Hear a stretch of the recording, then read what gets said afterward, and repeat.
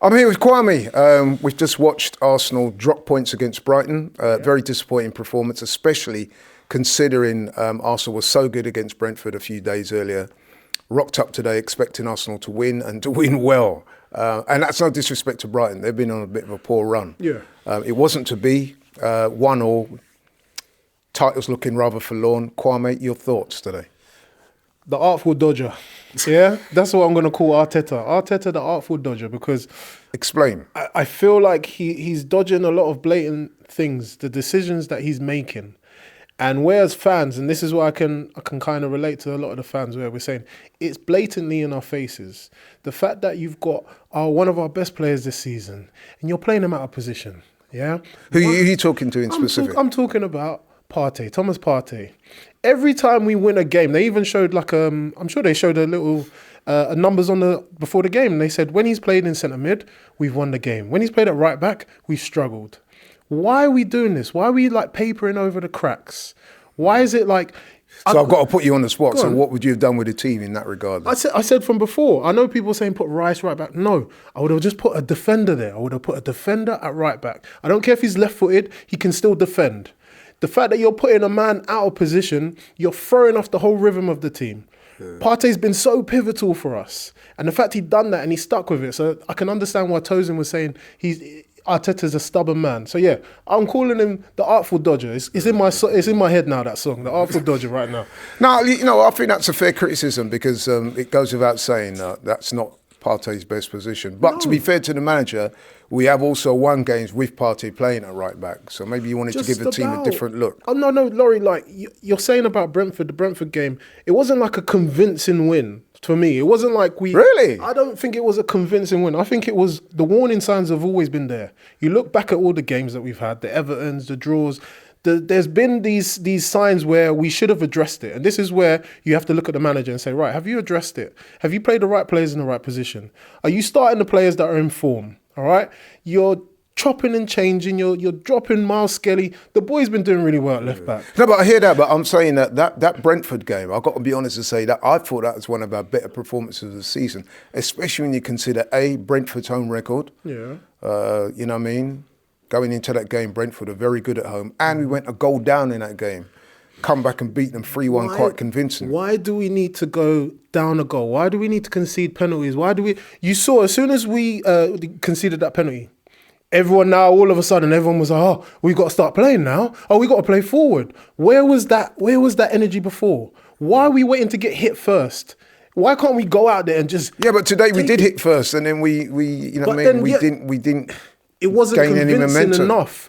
The game was so open. The game was there for us to win. The game was there for the seasoned players, our experienced players. Arteta went for experience today. The Calafiores and everyone there to go in, take control of the game. The sloppy passing, we're off the pace. You got Moreno playing futsal.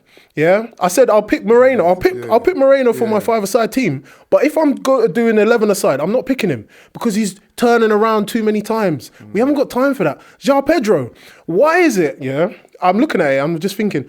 Is only one Brazilian that's allowed to perform in a Premier League game when it's Arsenal. As soon as there's another Brazilian on the pitch, on our opposite side, they perform and Gabriel Jesus, he goes quiet.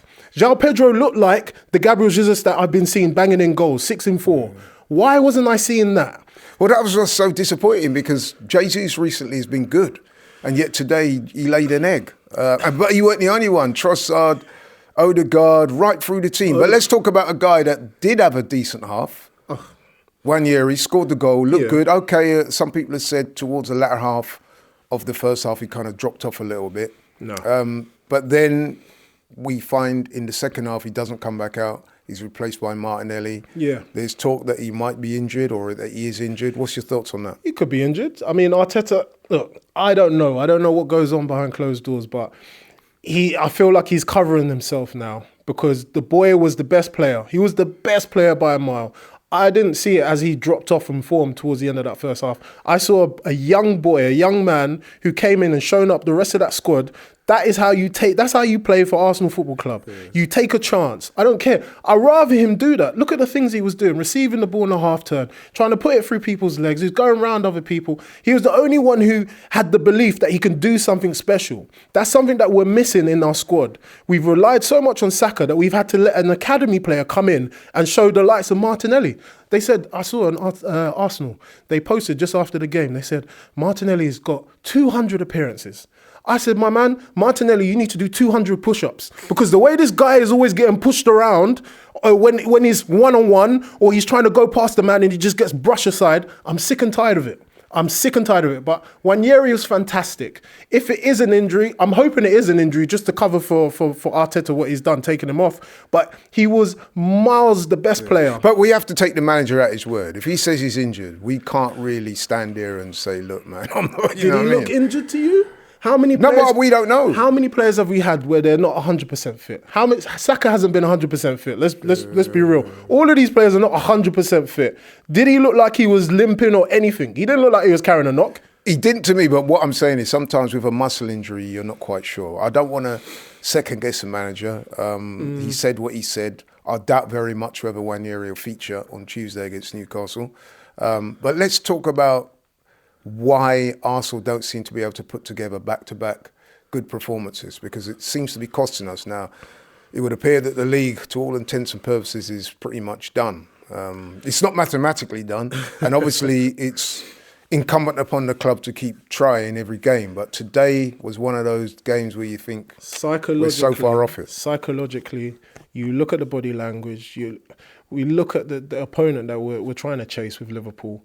It looks like it could be done. 5 points clear now. They're playing Man United. Man United are more or less allowing anyone to score goals.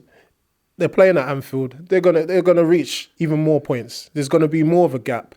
I fear that what went wrong is just the fact that lack of decision making. Gabriel leading up to the goal. Gabriel pushing all the way out into that midfield, leaving that space. And then when you saw Brighton done well, by the way. Saliba getting the ball stuck under his feet. It was just utter chaos. Saliba was also involved in a penalty. Do you think that was a penalty? Everyone is saying it is, it isn't. I looked at it. I looked at the footage, people, and I'll be honest with you. You can say in the comments below, but I feel it wasn't a penalty. This is me coming from a defender. The clash of heads. I've seen so many clashes of heads. If we start giving penalties for that, I wouldn't want to take a headbutt from you. Then the whole game's out the window. How many decisions have we seen where goalkeepers have gone through, man? They haven't touched the ball, and then the referee's just left it. He hasn't given a penalty. It's just one of those things. So I can understand when Arteta came out and said, I haven't seen this in my whole life, in my career. But by the laws of the game and in the Premier League, was there contact? Yes, I get it. I'm upset because Saliba's good enough to allow João Pedro to just get the ball down. Just wait. When you're in the penalty area as a defender, don't go in too rash. And I think he got ahead of himself and we got punished. Well, the ball looked like it was there to be won. It's just that my man got there before him. That's how it looked. The balls like that, look, like I said, credit to João Pedro because it's very smart, very Brazilian of him. It is very Brazilian of him to flick the ball up in the air. For me, when you look at the footage, look back at the footage. We don't want to get too... No, it's in terms of his flair. In terms of his flair, he flicked the ball up. It's beautiful what he done. Yeah. But you're surrounded by defenders, Arsenal defenders. Me as Saliba, I would have just left it because there was nowhere else for him to go. Yeah. He would have to keep the ball up in the air the whole time and do a Maradona to finish it off. That's impossible in that sense, or it's unlikely. Yeah. So you should have just been patient. But yeah, I'm just disappointed because... Do you think a draw was a fair result though in the end? Brighton could have won it. Yeah, actually, I thought Brighton would have slightly You mentioned it in the live. You said, look, Brighton seem like they've got a hold of this game. And I said, how are we letting the likes of Baleba, was it Gruder, these guys I don't even know the names of, they're bossing our midfield. Moreno was so slow behind, he had to take a man out because he just couldn't keep up with pace. So the questions now I have to start asking Arteta again. I have to say, what are you doing? Why are you changing so much? You're letting it slip. There's no more excuses now. We spent how much money? We've got the players that he wanted. What else is there? You can say about the injuries. You can say about the cards. Boo-hoo. Everyone has it. I'll tell you what else there is. Carabao Cup on Tuesday coming up. Now, listen, we know that Weri now, Saka's out. Looks like Wanyeri's going to be out. Odegaard's struggling. Havertz is struggling. He wasn't available today. How confident are you going into that game against Newcastle? Newcastle have been playing really good. I watched them against Spurs. They have everything going for them. They got informed players. They got players that are playing in the right position. Yeah, Eddie Howe, he had Botman. I think Botman was playing out of position. He's left-footed. They put him on the right. He said, look, he's still able to do that. That's why I'm thinking, why can't Arteta do that with his defenders? I'm looking at that game and I'm a bit worried now because Newcastle look like they got their tails up. And they've already beaten us this season as well. And they got a world-class striker, something that we haven't got. You look at the bench, you look at the thinness of our squad. We're not fit enough to win a title. The Carabao Cup might be the least of our problems at the moment, but yeah, I'll just be happy that we just get a strong 11. It could be anyone. Who else is he going to bring through from the academy now? Because we haven't got anything else to attack with. And just finally, we're in January, and obviously a lot of talk is going to be about the transfer window and players coming in. Just a quick question in terms of, realistically, do you, A, see Arsenal bringing anyone, and B, if so, whom? From when I'm looking at what Arteta's saying in the few of his interviews, I don't think we're going to bring anyone in. It won't be the people that we think it is. I don't think it's going to be You don't think no one will come in? I think he'll bring someone in, but it's not going to be what we want. Who do you want? We've discussed this many a times. I said, I'll take Isaac. I'll take Kudos. Okay, I'll take Semenyo. I think he scored today as well. I'll take Cunha. Even I'll take Delap now from Ipswich. I'll take someone that can just show me something. But Arsenal, this is where, like I said, I'm looking at the board. I'm looking at Arteta now. It's written there. It's right there in front of you. We haven't got anything else. Why we got about 4 defenders on our bench? You've taken off, obviously, Weri. We haven't got nothing else. If Gabriel Jesus doesn't score, which happened today, what else do we have? That's the question I'll pose to you lot.